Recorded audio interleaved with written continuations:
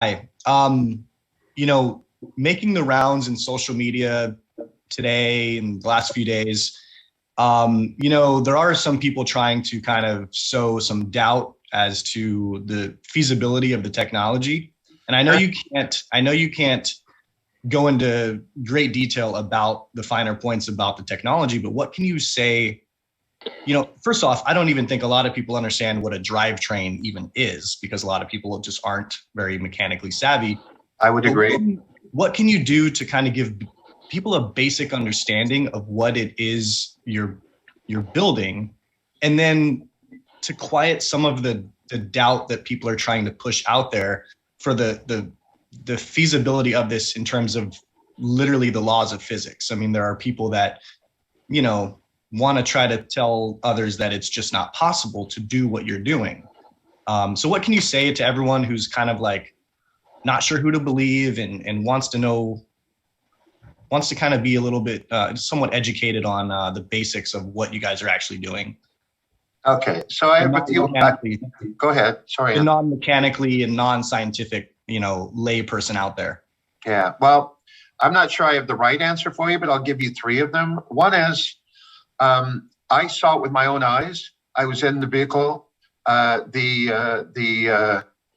I explained to you earlier, the mechanism, the battery mechanism, was in the trailer that was being pulled, and I watched the car move.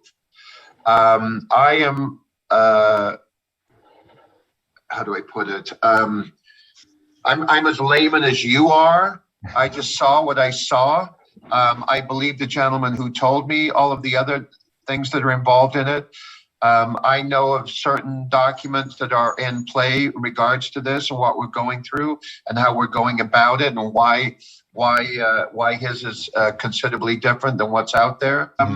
But it worked, right? It absolutely worked. Right. So it's a matter of just scaling it kind of.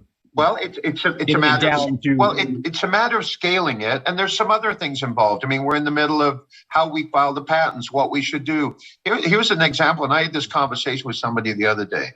So when you file a patent, do you know that when you file a patent and then you go through all the way through with it, then everybody gets to read about that patent.